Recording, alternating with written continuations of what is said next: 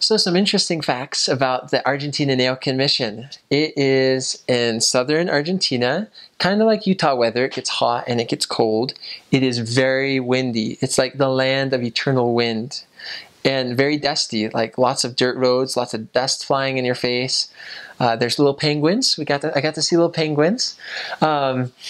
The people are great people. The food is amazing. They've got empanadas, which are like these little like calzones. They've got milanesas, which is like breaded steaks. They eat those a lot.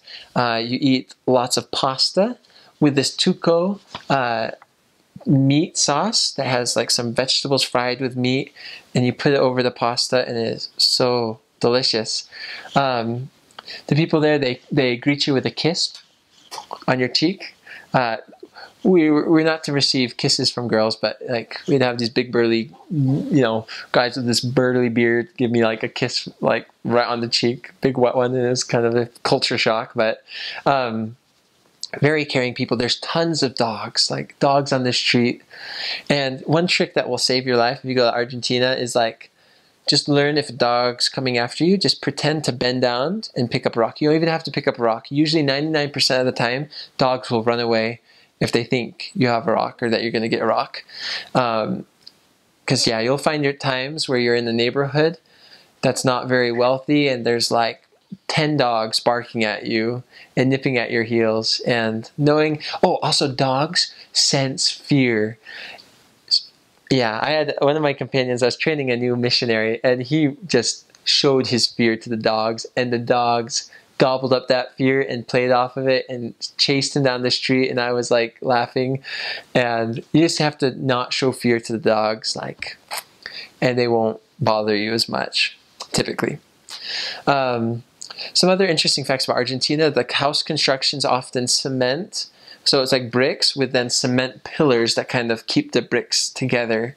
They also don't really have rugs in their houses very often. They have gas heaters, which you have to be careful because if the gas is leaking, every year there's people in like each city, it seems like a couple people or families who pass away because of carbon monoxide poisoning or gas poisoning because they've sealed off their air. And there's like a problem with their gas stove or their gas heater. Let's see, some other interesting facts about the Neuquén mission. It recently split, so now it has the Comodoro Rivadavia mission in the south, which is really exciting because I served in that city for a while. Anyway, it's a great mission. I wouldn't say it's the easiest to enter doors as some missions. I hear it's a little easier in the north, in the warmer climates, for some reason, but it's not the hardest either. So you can definitely get into doors, and there's a lot of Catholics, a lot of evangelicals who have little churches where they play a lot of music and sing a lot often, and their style of prayer is very different often. It can be kind of rhythmic and kind of like rapping, kind of sometimes. There's also, it's interesting, crime is a fairly decent problem in that part of Argentina. You have gang members that will monitor who's at houses at certain times, and they'll do lots of break-ins where they'll steal possessions like TVs or appliances, and then they'll try to sell them. I saw quite a bit of gang people and a few little acts that they did.